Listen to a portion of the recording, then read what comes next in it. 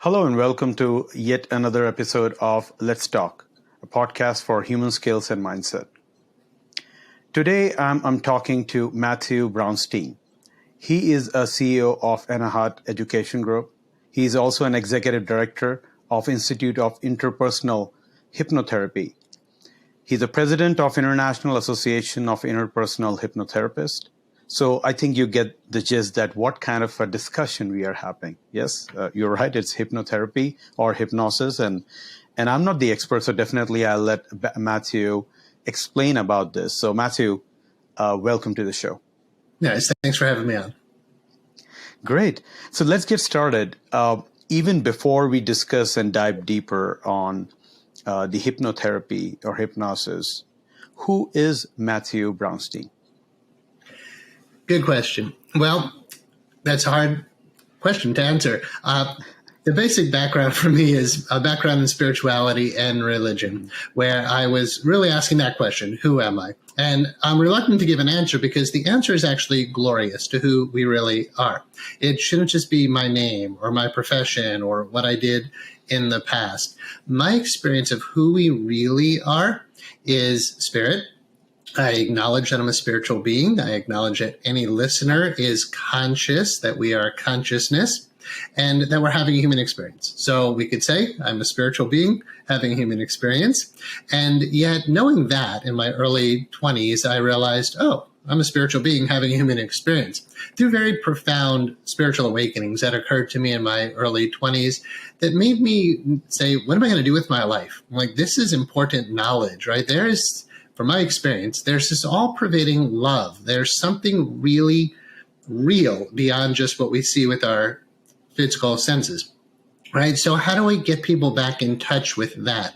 I was majoring in religion, philosophy, and then I went to get my master's in Chinese medicine, thinking I want people to tap into the greatness of who they really are. I discovered things about me that I wanted to share with others because I believe we all have the same essence inside of us, the same goodness. But really, I wanted to not only help people to feel great, I wanted to relieve human suffering. And what I found, long story short, was hypnotherapy goes directly to the mind.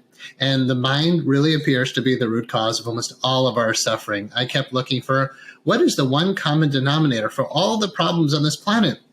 It's pretty much human beings, but it's not just our human body. It's not our essence as soul or spirit, whatever you might call that. It's our minds. It's our minds, the way they influence our emotions, the way it influences our physical health, the way the mind influences our behaviors and our relationships. So I just dedicated my life to studying the mind in an unconventional way, not traditional psychotherapy, because I didn't find the answers I was looking for there. But through the deeper spiritual traditions and hypnotherapy trainings, I realized, wow, there is a path to relieve human suffering beyond just the world's religions or medicine or psychology. And hypnosis was an incredible gateway to the subconscious to make the type of change I was looking for. That's great. While you were explaining the initial part that about learning the inner self and a spiritual being, it reminds me one of my guests, Tom Cronin, whom I have a conversation sometimes back. So he is also pretty much into inner peace and the spiritual being and awakening, those kind of philosophy. So that's great. So you mentioned that in your 20s, you get this revelation and you start working towards that. Was there any kind of experience? Help us walk through like what exactly was going on at early 20s is pretty vulnerable, I would say, a time for people, and they can drift along based on whatever the conditions at this time, and a lot of questions happens at that point in time as well. So what exactly happens that you said, okay, this is the path which I would like to take? Yeah, I couldn't tell my story without this one significant event that occurred when I was actually 19 years old. I was lying in bed at night. I just finished making love with my girlfriend, but there was nothing unusual or out of the ordinary there. I remember she was just rubbing my chest, just like Her hand was in my heart. And for no reason that I understood at the time, everything went to just light. It was looking around the room and seeing oneness. I could still see the bed and the window and the tree outside, but it was all made of the same stuff. And that stuff, that energy, if you will, was love. There was just love everywhere. And it's not like I hadn't felt love before, but this was an all-pervading love. It wasn't a personal love like towards another person. It was just an energy of life, of love. It was pure peace. It was pure goodness. It was me. I knew I was that, and I knew everything was that.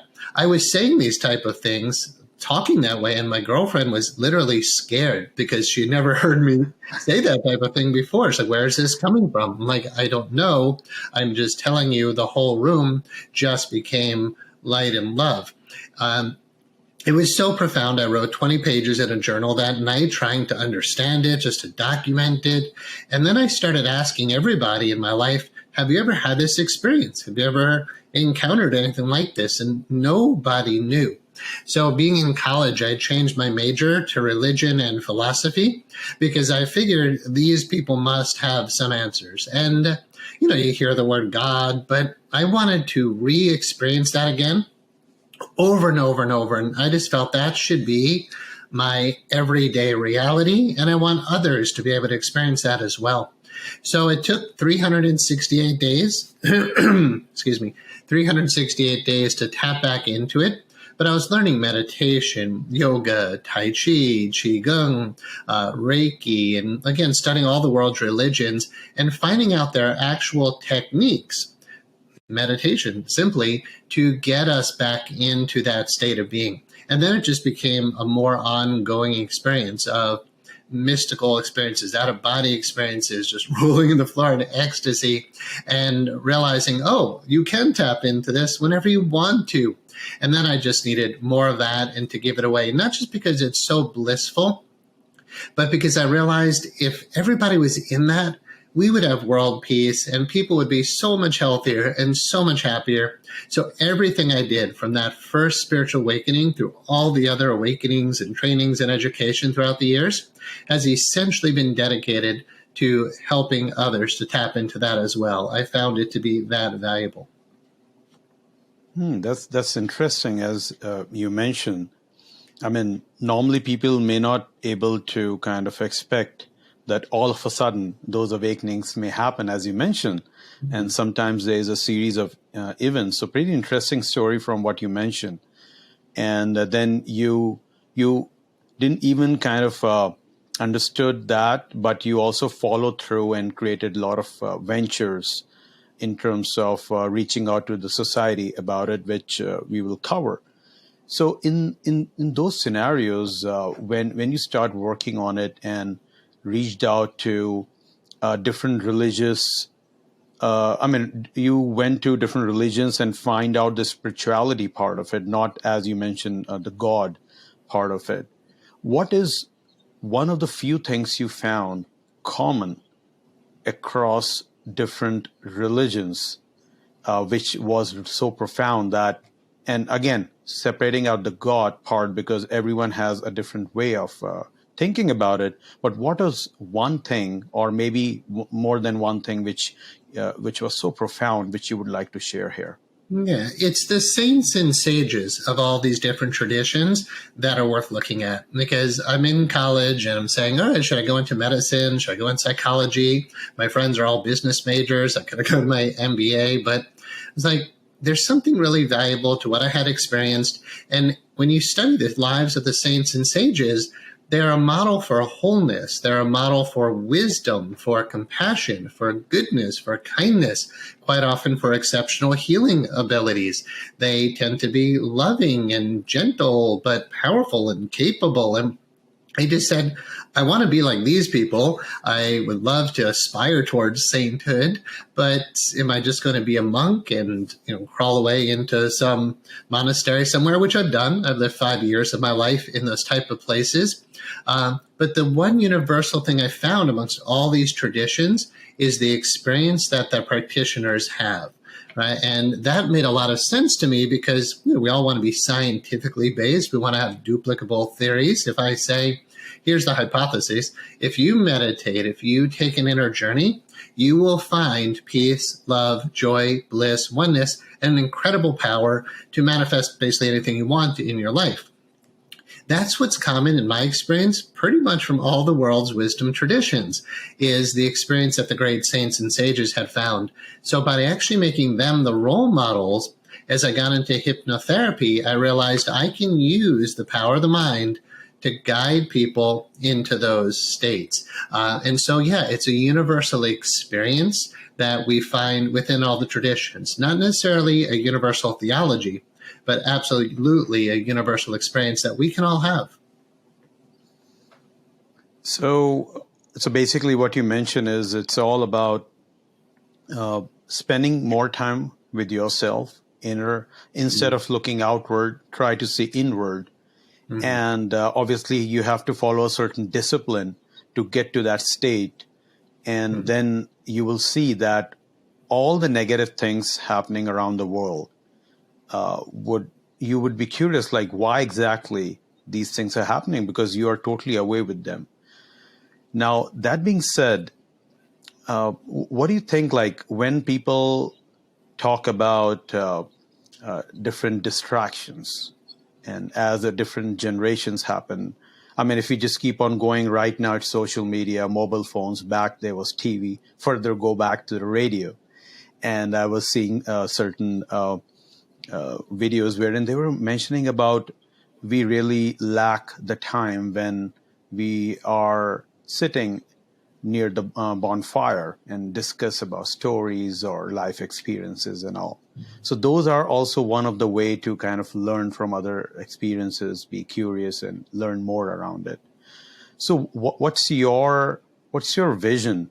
What the things which you are running through? Or maybe I'll give you some time to explain about your initiatives and your vision towards the youngsters or the human beings to have a better self in their life and make a world a better place to live in.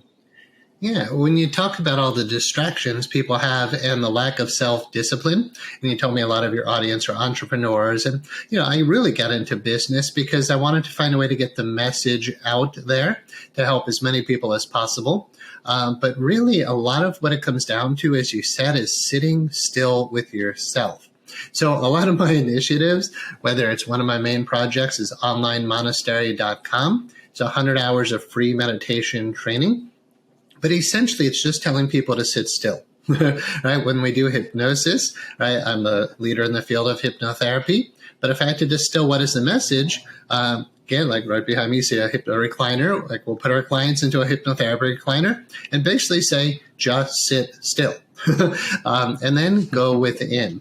So I would say all of my work is focused on an inner journey. And yet a lot of it has to do with life mastery, where we're not just spiritually aware, but we're mentally, emotionally healthy, physically healthy. Relationships are awesome, only loving and harmonious. Our career and finances are rocking, and plenty of free time, ability to travel, wonderful home and cars, like whatever it is. So success in every aspect of life. However, to make that happen, we have to find our center. We have to learn to get still and go within. Our life mastery course deals with something called the getting organized process. But that's essentially a mental process of figuring out, who are you? What is your mission? What are the principles and values you live your life by? What are the categories in your life that you want to succeed in? But it's all about finding that center of your own consciousness and then learning how to organize your mind in a way to help everything to be better. So this all started for me with that spiritual awakening, but it started as a philosophy major. And people are saying, why are you going to philosophy? Like, what kind of career are you going to have? And that was a good question. But one of the answers I got from the philosophers was, we can't tell you exactly what type of job you get, but you will learn how to think. And I've seen that as the greatest blessing in my life, aside from tapping into a deep sense of spirituality, learning how to use my mind. And again, it goes back to hypnosis and also something I'm passionate about and train people in, neuro-linguistic programming. NLP teaches us how to structure our minds. Hypnosis helps us to reprogram our minds. So if we're looking to make our lives better, spirituality, mental and emotional health, and the tools that help us to tap into that have been the most powerful. I think people look outside of themselves. They're trying to find answers out there, not realizing everything you need, and it's a cliche, but it's a reason it's a cliche, everything you need is inside of you. But again, the message would be stop and go within. In the book Conversations with God, it says, if you don't go within, you go without. Yeah, that's great. If you don't go within, you go without. So that's a great saying here. And as you mentioned, that we have to learn to train our mind. So that goes into a segue of the hypnotherapy or hypnosis. First of all, what is the difference between, for the viewers who may not know much about it, what is the difference between a hypnosis or hypnotherapy? Yeah, hypnosis refers to the altered state of consciousness, not that we're doing anything with the state, but the state itself we define as natural, meaning it's not drug-induced. It's altered, meaning that it's different than your regular waking consciousness. Simply stated, not at a professional level discussion here, but we could say it's a state where you're relaxed, receptive, and responsive. It's not really the relaxation that matters, because you can be hypnotized and not be relaxed. Yet it's a state where you're receptive and responsive to suggestion. And once you realize you can give yourself suggestions, or someone else can give you suggestions for your greatest good, then you learn to just accept those suggestions. So if I say to you, you're now making more money, you're now feeling more passionate, excited about your career, you now find ever-increasing abundance, you just say yes, right? So hypnosis is a state of mind where we are receptive, but not gullible, not naive, not lacking intelligence. I would actually say wise enough to take down our defenses to let positive programming go in. Hypnotherapy goes beyond just the basic suggestion therapy. It goes into powerful transformational modalities that don't just talk at the subconscious mind, we talk directly with the subconscious mind. So in old school Freudian analysis, it was all about analyzing the subconscious. Where Freud may have analyzed the subconscious, we just talk directly to it.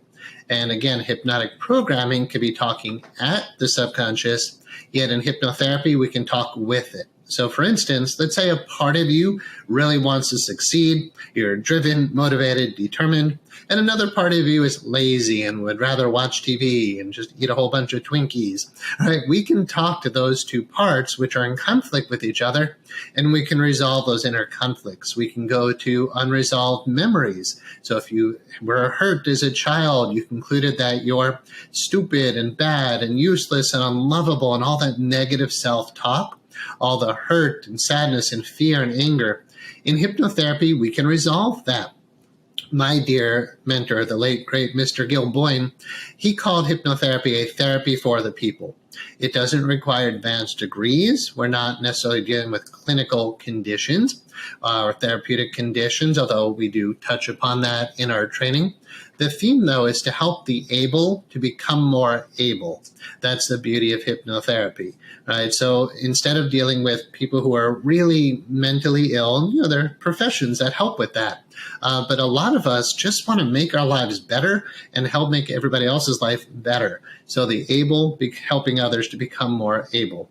So yes, you could call it a therapy for the people that offers really powerful self-help modalities that you can use on your own, you can use with others, and the beauty is it can become a career where there's no prior degrees required. So we have gone really far in increasing the standards of training in the field, but we can go into that if you want to. It's just important if somebody's considering a hypnotherapist or getting hypnotherapy training, that they do look into the highest standards out there so that we can protect the profession and not deal with some of the substandard trainings that are out there today. So hypnotherapy, is it, it's kind of like you are getting into the subconscious mind and the emotions, the urge, the sentiments going through in an individual's mind. So you just put those on a forefront So how exactly? So I mean, once the person comes out from that state to a regular state, how does that translate?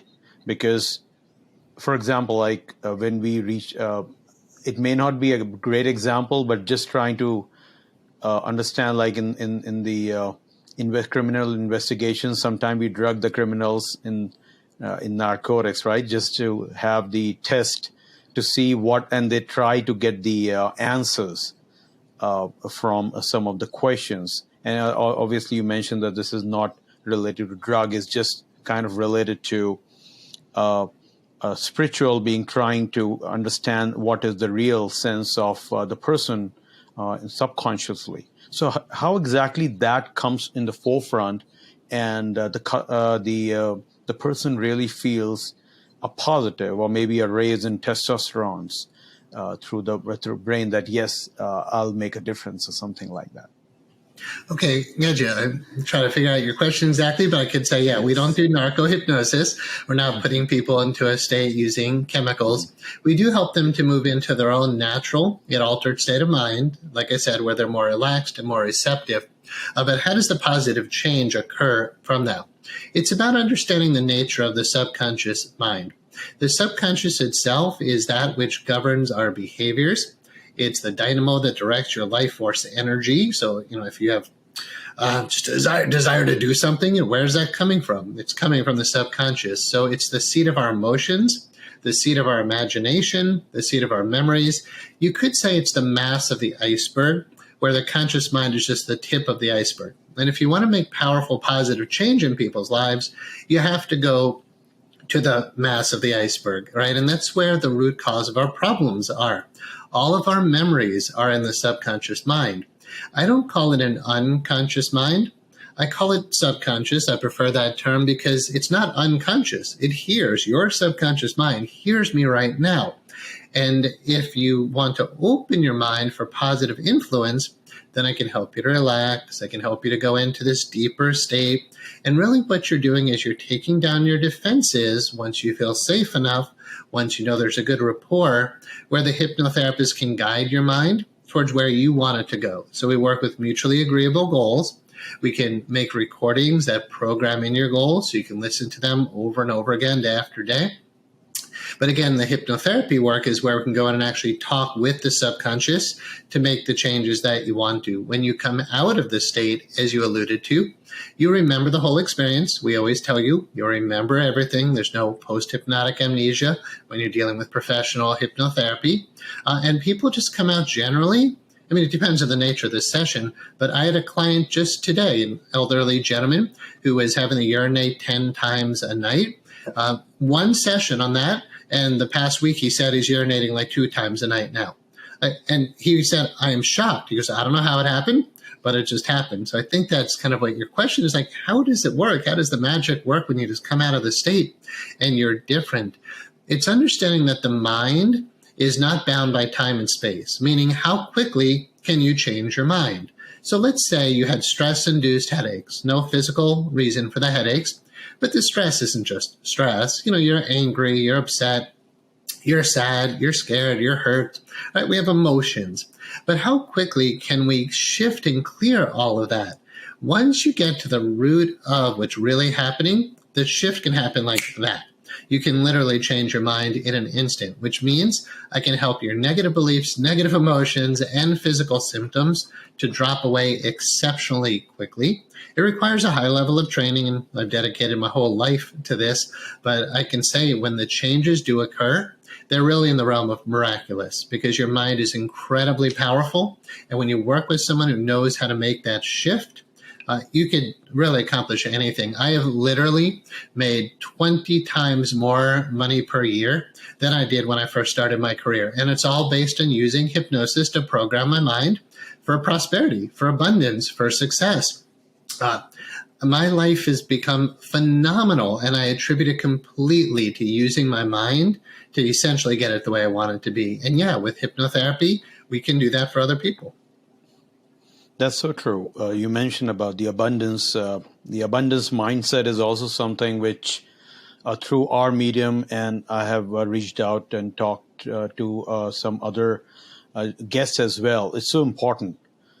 Some people have a capability to kind of self-regulate their brain in such a way to always channelize toward the positivity and have those abundance mindset, have a good target in their life, and have a purpose and values.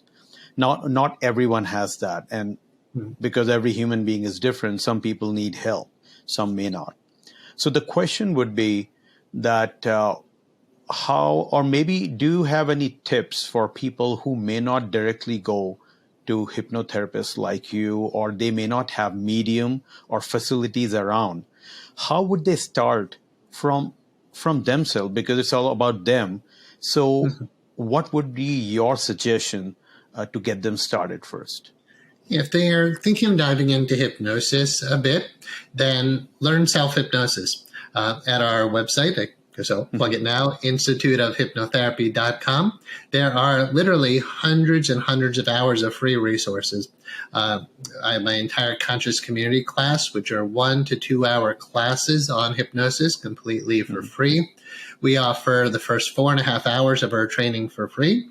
And with that, we offer 6 different meditations, hypnotic programming sessions designed for overall life mastery, spiritual well-being, mental emotional health, physical health, career and financial success, and relationship success. So I would just, for somebody who's new at it, take advantage of all of our free resources and just start programming your mind towards where you want it to go. There's a great book, simple, called Hypnosis for Change. The beginning has a simple script you could read into a tape recorder. Back in the day when I did it, it was like the shoebox tape recorder. Now you can read it into your iPhone. But yeah, you could read the script for hypnosis into a recording device. You can read the script for whatever you might want to improve after the hypnotic induction and deepening. And then there's a script for dehypnotizing to bring you out. So learn self-hypnosis. We actually have a very basic 8-hour self-hypnosis meditation course available in our school. But yeah, within 8 hours or less, you could learn techniques that can radically change your life. And yeah, when you learn to do it to yourself, you just program in whatever you want. You want to be more positive and optimistic? Learn how to write hypnotic suggestions. Things like, every day, in every way, I become more positive and optimistic. Then just start repeating that suggestion. But beyond just repeating a suggestion, when we do it in hypnosis with a recording playing over and over again, it's effortless. The subconscious absolutely responds to repetition. And if we just learn simple self-suggestions called auto-suggestion, we can reprogram basically anything we want to in our life. Yes, exactly. Repetition definitely brings perfection and more conviction to what we are thinking. And as you mentioned, it recalls, I was reading somewhere that a lot of schools also have started the hypnotherapy courses and lessons. And I think I don't recall, somewhere in Indiana, there were schools, they have started these courses and lessons. What's your perspective on that, starting from the childhood about these things?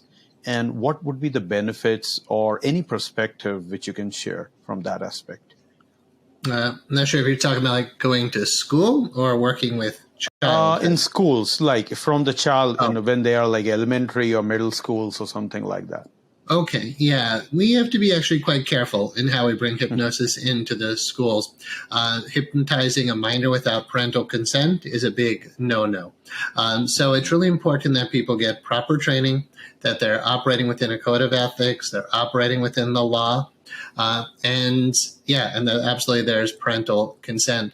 But yeah, once you have parental consent and you know the person who's helping your child with hypnosis is really going to benefit your child, it's great. We don't do a lot of that type of work. I tend to work more with adults because it's great. People who help children, like, thank God they're specializing in that. I work with the adults who had really bad childhoods, who we want to help to transform what's the result afterwards, right? So if you grow up for the first 10 years of your life believing all these negative things about yourself, having all these negative emotions that came out of it, with all these painful memories, we become real specialists in helping to free you of that. So yeah, it would be better if we could get it from childhood, but a lot of the work we tend to do really is with adults to actually help to heal their inner child. All right, so that's what I'm really passionate about, is getting in touch with the part that we call the inner child and looking at what are the negative beliefs, what are the negative emotions, what are the negative behaviors, what memories contributed to all of that, and then reprogram all of that. But yeah, I've seen really great success anywhere from 10 to 14 years of age. If they're emotionally mature enough, they can do a lot of the work that we tend to do with adults. Got it. So that actually helps me to get another question around, as you mentioned, that we have to be really careful with kids. But I think we also have to be careful at the time of when we are adults in terms of a right hypnotherapist versus maybe a phony ones or the ones who kind of claim to be hypnotherapists. So what's your guidance? Like how do someone find a right hypnotherapist, and what are the key things to look for that if he or she would be a right therapist to me? Yeah, the standards in the profession have been pretty low. So after I went through 2 different Chinese medical colleges, I was becoming a doctor of Oriental medicine, but I realized I want to focus on the mind. I want my life dedicated to the mind. And when I started getting to hypnotherapy trainings, there are a lot out there, but the guidelines to look for, state licensure, absolutely. Hypnotherapy has become an actual profession acknowledged at the federal level. So if something is a profession, then a school needs to be licensed by the Department of Education to train you in that profession. It's like, could you imagine going to medical school, become a doctor or nurse, and then you find out later, oh, this school isn't backed by anything except for the guy who trained me in his living room, right? A lot of hypnosis trainings can be like that. So you want to be sure you go to a state licensed school or find a hypnotherapist who went to a state licensed school. Then number of hours of training really matter. A lot of the associations out there will let you call yourself a hypnotist with about 100 hours of training. Nobody masters anything with only 100 hours of training. So our school is, the core part of the training is 500 hours. But if you did everything we offer, you're talking about 1,500 hours of training. So be sure the hypnotherapist went to a state licensed school. Be sure they have at least 500 hours of training. And then you want to get a free consultation with the person, because they might not even have the best of training, but if you have an incredible rapport with the practitioner, that goes a really long way. So if you don't have a good rapport, if you can't take those 15 minutes for a free consultation to see if it's the right fit, then find somebody who will do that. Because regardless of the training, if the rapport is low, then the results are going to be low. So be sure they're well trained through a state licensed school. You get a free consultation, and that you feel a really good connection and harmony with that person, and that they're willing to support you in your goals. Our work is client-centered work, where I'm here for you. I don't have my own agendas, but you'd be surprised. We've trained a lot of social workers, mental health counselors, psychologists who've been through our training, and I watch the way they engage their intakes, and it's actually very therapist-centered, not necessarily client-centered. So we can go into that if you want, but essentially a very well-trained practitioner is dedicated to the client and using skill sets to help the client find their own answers. We're not counselors. We don't give advice. We just facilitate process. And that process is helping you to reach your goals. So yeah, if somebody's interested in finding a really good hypnotherapist, I would say contact our school at instituteofhypnotherapy.com. We refer you to a high-level graduate, and then you don't have to try to figure out for yourself, is this person going to be good or not? That's great. So basically you mentioned that obviously it has to be state licensed and federally recognized. Is there any a department from the federal side or state who are responsible for looking into these kind of licenses and the validation? It's not highly regulated. We only now have at the federal level where they've acknowledged the CIP code, 513603 acknowledges hypnotherapy. Hypnotherapist is an actual occupation. There's no regulation beyond that at the federal level. At the state level, some states well, so most hypnotherapy schools have not gone through this process, but we have. Mm-hmm. So with the Department of Education, they are the ones who license career schools. So a college, university, or a trade school needs to be licensed. So that is highly regulated. And the truth is, all hypnotherapy training should be functioning at that level. But you can go read a book. I recommended a book here during this interview. Mm-hmm. Anybody could read a book and call themselves a hypnotist, right? And you can call yourself a hypnotherapist. There's really nobody regulating it. So knowing that it's really at this stage a self-regulated profession, it's up to us to set the standards. And I've been part of different associations over the years, but we ended up creating the International Association of Interpersonal Hypnotherapists because we just had the highest standards that I could find. And I said, all right, I'm going to just pave the way for making this profession much more respectable. So yeah, you really can't depend on the government to make hypnotherapy what we can continue to make it. You just have to keep attending state licensed schools, supporting the associations that require a high number of hours of training with high ethics. I mean, we've been working towards HIPAA compliance to be sure that we're really meeting the same standards as any other licensed practitioner of the healing arts, even though this isn't a licensed profession. And technically, this profession doesn't cause harm. So we really don't need to license it, but schools absolutely should be licensed if you're training somebody in a career. Yeah, that's great. And just to add what you mentioned is that obviously we have some listeners from specifically from India and Canada as well.